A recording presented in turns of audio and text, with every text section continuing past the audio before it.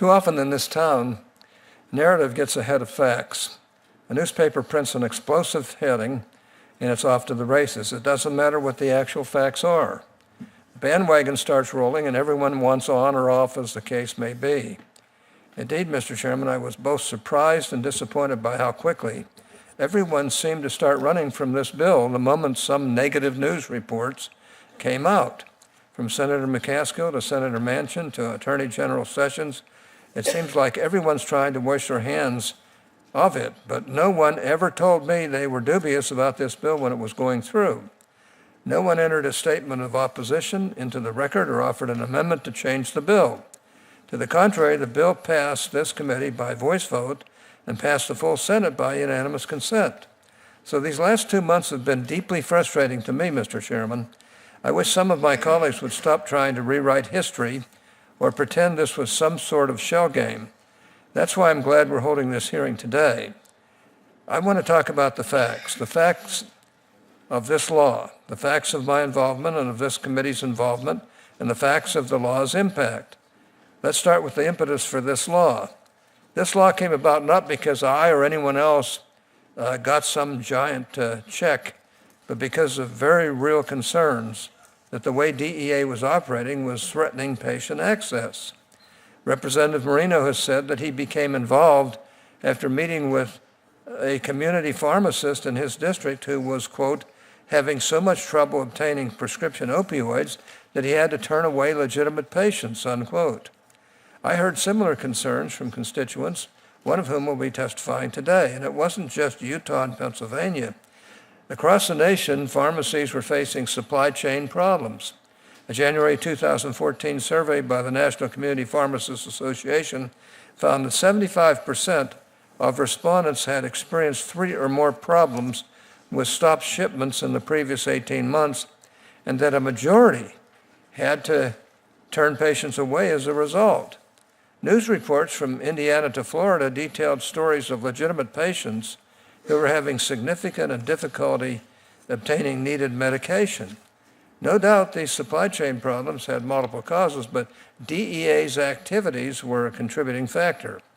According to a 2015 GAO report, the lack of clear guidance from GAA to distributors on what constitutes a suspicious order and what can trigger an enforcement action was leading many distributors to place quotas on drug shipments to pharmacies, a practice that the report found can, quote, negatively impact patients' access, unquote.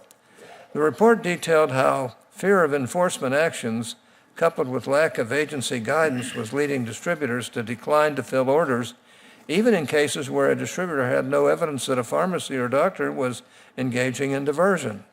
And it wasn't just a lack of guidance. I've had a number of individuals tell me that DEA's attitude toward registrants during this period was downright antagonistic.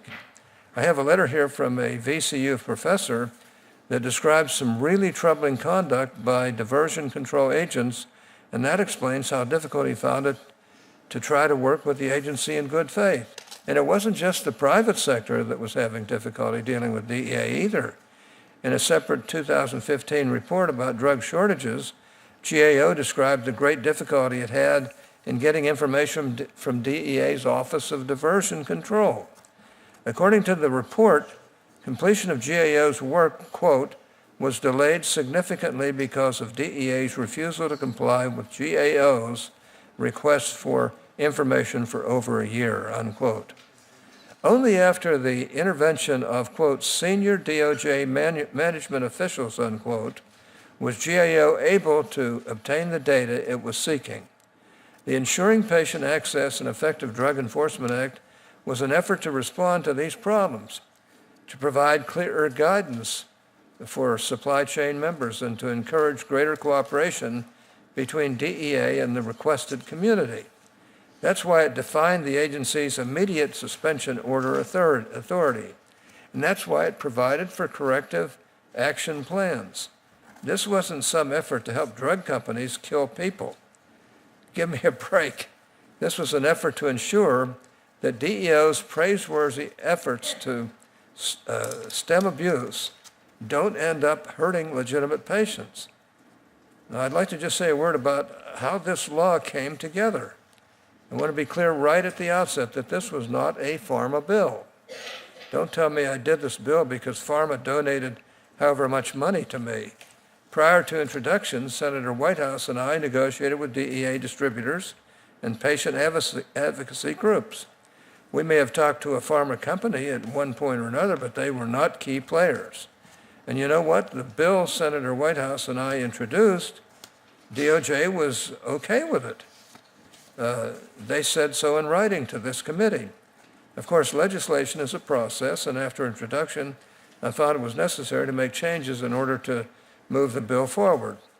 I would have preferred not to, but we all know that legislation requires compromise, and so I had to accommodate some requests from industry stakeholders at the request of other members of this committee.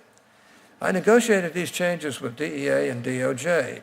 In fact, the Department of Justice gave me the substantial likelihood language that critics now seem so fixated on. And once DEA and I came to a point where we agreed on a path forward, I asked the chairman to put the bill on a markup, and I kept my end of the bargain. I told other members that what DEA had asked me to tell them, and made the floor and record statements I'd promised DEA I would make. I did all of this in good faith. I later came to find out that notwithstanding our agreement, DEA and DOJ were telling other offices they still had some concerns with the bill. For reasons I don't understand, they never shared these concerns directly with me. But evidently, the concerns were not that significant, as DEA did not try to stop the bill. As all of us on this committee know, any bill can be stopped by agency opposition. All it takes is one hold. So that's how we got here. The bill addressed a very real problem, and it did so in a carefully crafted, carefully negotiated way. If DEA has concerns with the bill, I'm happy to hear them. But I'd also ask DEA to explain why those concerns did not cause it to stop the bill 18 months ago before it became law. So with that, I thank you for allowing me to make these comments, Mr. Chairman. Mr. Chairman, Senator Whitehouse. I will only speak briefly. I accept and adopt the remarks of Senator Hatch. The only thing that I would add to them is that in addition to everything that he has said, we even then built a backstop into this bill to make sure that there was no harm from it. And we gave responsibility for that backstop to a separate agency than DEA. HHS was given the legal obligation to do a report on what the result of this bill was so that we would know how to respond. They are now late and in violation of law. They have not provided that report. And I think it would be very helpful if we were having this hearing with the legally required HHS report that we demanded. I think it's fine to go ahead without it, given that they have delayed, but this would be a more productive hearing if HHS had done its job as we required. We would have better information to look at this, and in terms of the good faith of this proceeding, very clearly building in that review backstop was a strong signal that we really wanted to get this right. Okay.